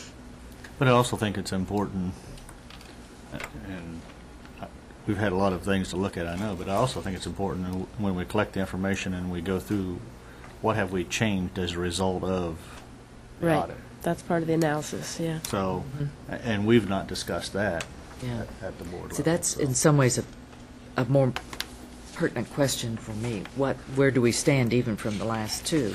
Because- and what have we changed and what haven't we changed? Or Because if we consistently go and ask the staff the questions, and yet we make, no they see no change. Yeah. I'm not saying that we don't make changes, but they see no changes, or they see no benefit in it, then it It's closing the loop, becomes basically. not so Yeah. productive. Yeah. And as busy as they are, will they take the time to fill it out? And Because we have all the other And stuff isn't going that on. woven into the strategic plan? Yeah. It is. So, kind of need to do it. Kelly, I have a question too. About, Sure. I guess it falls under old business. Did I understand correctly that there may be some funding for full day K that came out of the legislative session, at least for 1 year? Yes. Does that benefit us? It will benefit us to the point that we have those kindergartners who can, if we have a lower number enrolled in kindergarten, it might be a break even. Okay. But Mr. Coddington attended a meeting last week, and I believe our fall distribution, our December distribution, will reflect the total dollars for 2012 that will be generated from that additional. But as I understood it, it came from money, the found money. Is that accurate? No. Okay. It's permanent? Yes. Okay. They've raised, last year, we were reimbursed $1,223 as part of the all-day kindergarten grant. Per child. We get a half. They've raised that, my understanding, permanently Okay. to $2,400. So Okay. you will get $1,200 per student more Okay. in December of this year than we got, and we had 400 students. Okay. Well, I talked to a legislator this morning that thinks it's one-time money, so you might want to be careful. Just saying. Ask the question. I think it's part of the formula now. That would be great. But, So. well, he may know more than we do. It just bothered me a little because I thought, oh, well, that helps right this moment, but that doesn't help your budget going forward if it's that kind of money. Yeah. So. Yeah. Okay, we're on to superintendent and board reports, reflections, and celebrations, and I think we're going to talk about Challenge Day. Dixie, do you want to start the conversation? Yes, we're all sitting, well, several of us are sitting here with T-shirts for Challenge Day. It's what it was is it's a program that was brought to Richmond High School, and it came from the students, and their teacher, Leslie Bolser, led them in their challenge in getting this program to Richmond High School. The kids were actually worried about the bullying, harassment, just common issues that you have at school, cliques, gossips, rumors, fighting on and on. So they have had a 3-day program. Today was day 2, where the kids came in, and the mission is to provide youth and their communities with experiential workshops and programs that demonstrate the possibility of love and connection through the celebration of diversity, truth, and full expression. And it is a physically and emotionally draining day, but the kids were fabulous. They did an excellent job, and I know that, as well as many people sitting at this table, that many, many attitudes were changed through this program.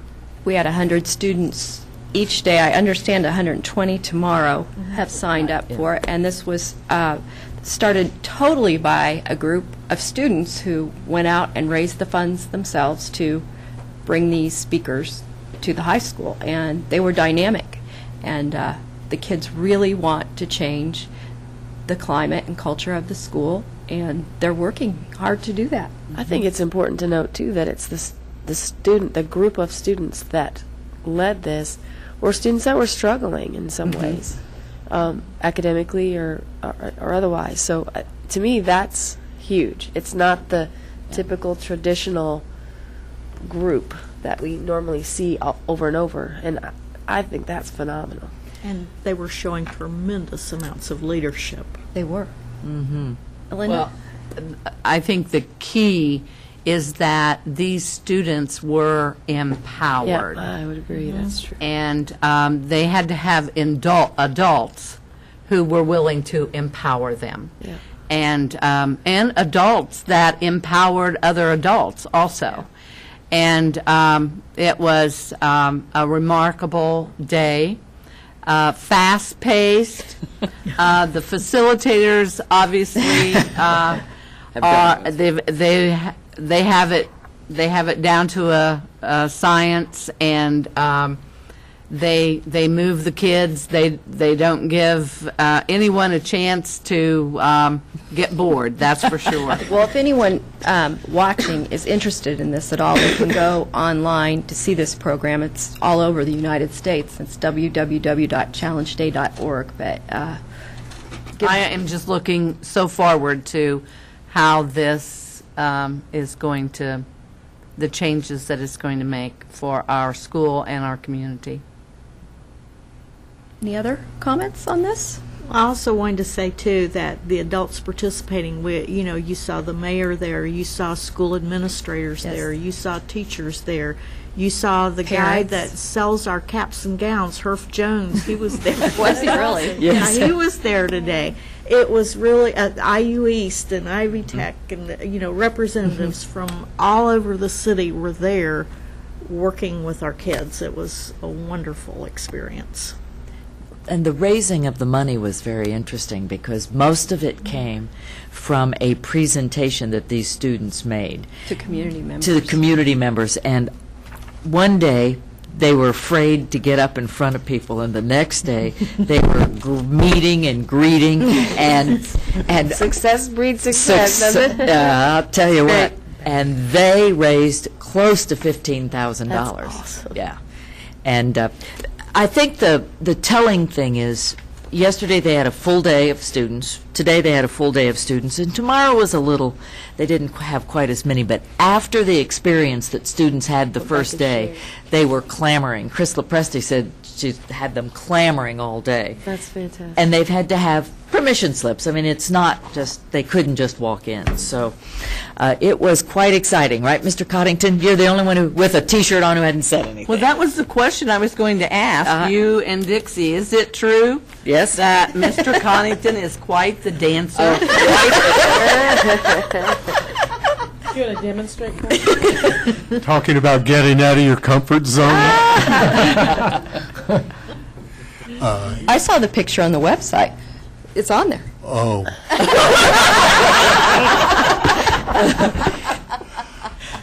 I was at that community meeting and watched the growth of the students from that meeting to see the end result powerful. I can't say a lot of what I did I was comfortable with. I haven't hopped in years. Skipped. Or skipped or tried to hop on one foot. That was it. But the students, the effort, and then the professionalism and the leadership of the challenge group. They know what they're doing. Yep. And to think that we're going to have 350 students, 9 through 12, trained in this area of saying, I think Mrs. Morgeson's right. It was a powerful day, and I think it could be life-changing. I know it was for some students. Yes. I hope, Brian, from the Palladium there, I hope you send somebody over there tomorrow to see what's going on, because it really was powerful. And the purpose, you said the experiential and so on and so forth, the purpose is to change the attitude and the culture and to give the kids their power, their own power back, so they can stop the stuff that is going on that got them into trouble. And Jeff, when I read the Safe Schools, Healthy Student statistics and then talked to those kids today, you can understand why some of them are in the middle of some of the messes and they act out because that's what they see and what they know. Well, today they learned something, a very different way of behaving and their different attitude and a different approach. So it will be a different place tomorrow. It was a different place today, they said. Oh, Well, really? It was amazing to see kids stand up that had been involved in some of the harassment, some of the fighting, and apologize to the entire audience for their behavior. It was amazing. Yeah. So, and this was as diverse as Richmond student body gets. I've already seen comments on Facebook from too. some of the kids who've been involved. Really? That's That's kind of great. That's kind of the meter to me, that they're willing to put that. I mean, I know we think they put everything out there, but they don't. Yeah. Do we have other reflections, celebrations, reports? I do. Jeff? In our last board update, and I actually read it in the paper as well, the technology department applied for a grant, and they were awarded the $200,000 for the Early College Preparatory Academy. And I think the primary purpose of that was to purchase iPads for them, or that's a large piece of it, along with professional development that goes along with that. And I guess I've got two questions. The first question or comment is we've got certain cells of students that are starting to get in. We did some science early science initiatives at the high school. They've got some iPads, and I think the early college also got some netbooks years previously, and now they get the iPad. So I guess I kind of want to make sure that we can spread this wealth. And I don't know the focus on, I mean, I'm on the technology committee, but we're really more talking about policy about bringing your own devices and that type of, we really haven't, unless it was at the last meeting I missed.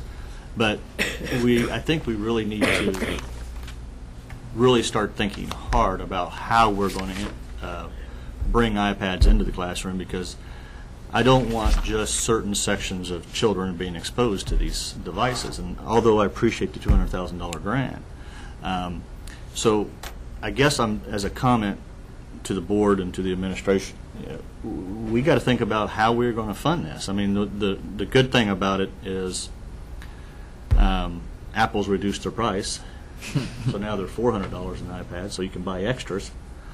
And there's all kinds of things, but we need to really think about how we can get that, whether we want to do high school or 7-12 or KA or a 1 to 2 or whatever it is.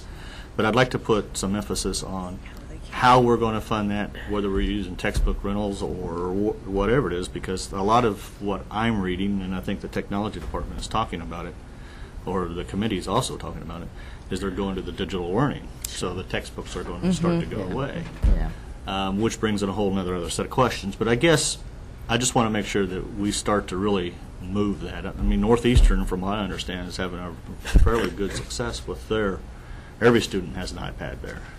Really? And they sell insurance. I mean, there's a lot of things that's positive that I think that we could, and Mr. Tidwell doesn't have enough to do, so we need to throw more on it. No, just kidding. Well, and the thing is, the iPad's changed 3 times now. Aren't we on the 3rd or 4th?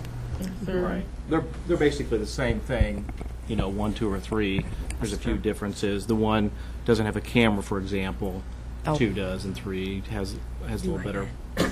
But with the release of the 3, the iPad 2, 16 gig, which is about all you need, is down to under $400. Brings that price point down. But so, well, anyway, that's something I really think we need to spread to all of our kids. And how we do that, I'm not sure. The other question that I have to go along with that is, I'm not sure of the process that we use in the system as far as the grant approval process. So, and you can answer this in a board update later or what, but some things we have to approve the grant before it's submitted, and other items that we don't. So I guess I'm kind of interested from my perspective, just as I learn my responsibility. Where do you draw the line on what grant requests come to the board for approval and then what ones don't? And I don't know if it has to do with the grant specifically requiring officer signatures or what, but I'm just, as I was reading through this, I'm thinking, did I miss this? I mean, yeah, because I do that at times. The grants, nearly all the grants have to have board approval.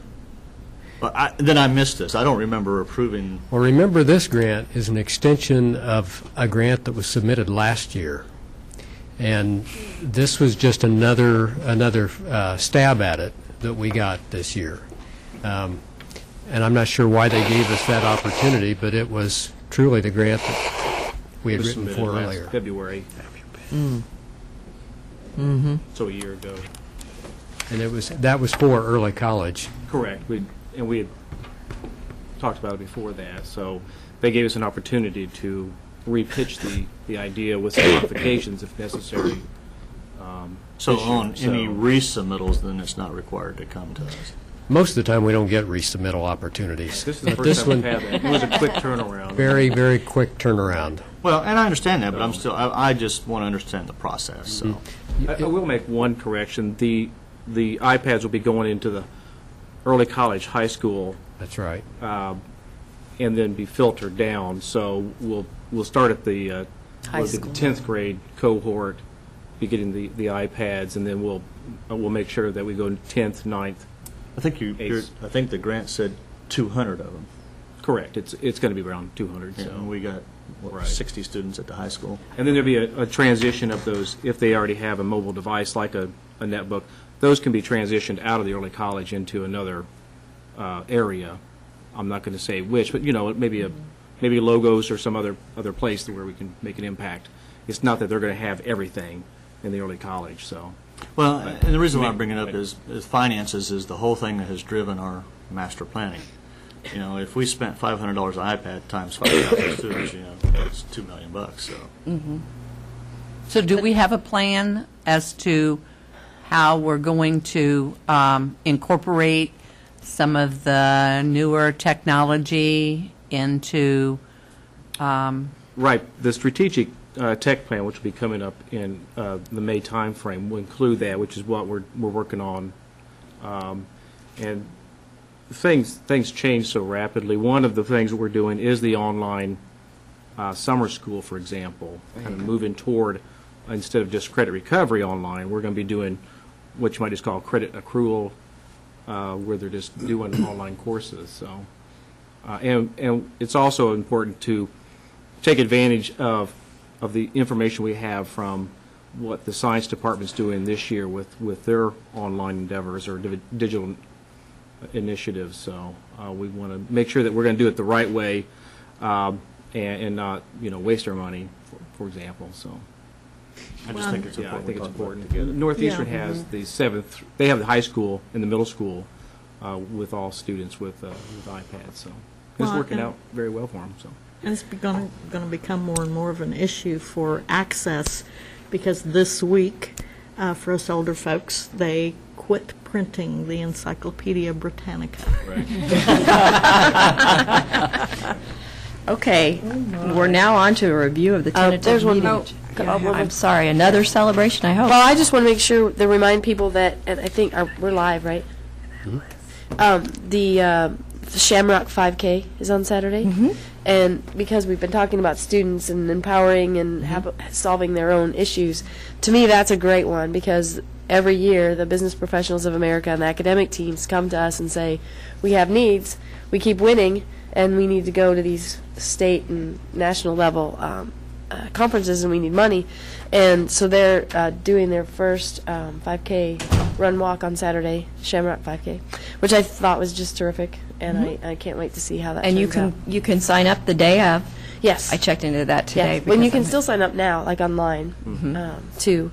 And you can walk or run, so you don't have to be able to run. begins 5K. and it starts at the high school, correct? At the Tiernan Center, which, like I said, I'm just proud of them for coming up with a Yeah. solution to an issue that they have. And then the other thing I'm hoping, because this is another instance of students who are taking on responsibility, I've seen at least 2 schools that have come up with some pretty significant dollars for with different reasons or different methods to raise for tornado relief and some other things. And then I just saw on the calendar that there's a St. Jude marathon or something at Fairview too. So at some point it would be really great to sort of collect that and come back to and publicly talk about how many dollars these kids have raised. I mean, they're doing pennies one day and nickels one day, but their test was $2,000 plus Over dollars 2,200 or for 2,300 tornado victims in Henryville. That's pretty darn amazing. terrific. So. I wanted to say good luck to Suzanne and Bridget, who'll be Dancing with the Stars Saturday, the 24th, for Birth to 5. So, good luck to them. Kathy, Okay, and I just want to very briefly say that at the last board meeting, I told you that C.R. Richardson had been selected by Richard Benberry, who used to be a turnaround specialist with the IDOE. We've also received word that Fairview is joining that group as well. That's we have 2 awesome. schools. That's terrific. Great. Oh my gosh, good for them. Remember all those conversations about Fairview? That is really exciting. I'm ready. Now, for the review of the tentative meeting agenda. Next meeting agenda will include the snapshots of success, a recognition of Disabilities Awareness Month. We will also have under our reports the monthly financial report and a review of the RISE Evaluation and Development System. That's a teacher evaluation tool that's under development here at RCS as well as the whole state. Action items will include the receipt of donations, and we intend to have a recommendation for moving forward with the third grade academy in some manner or another. That proposal has yet to be received.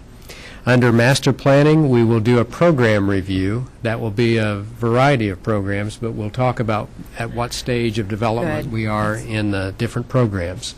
Have our second reading and adoption of our student transfer, non-resident student transfer policy and transportations, and we'll review again the frequently asked questions that will go between now and then. We'll have our press conference as we always do, the consent items. And on that consent item, we have Civic Hall Wayne County Foundation grant, which is usually at that time. Is that on, Pam? Okay, so we will be putting that in there for consent, and that's that. Okay. Thank you.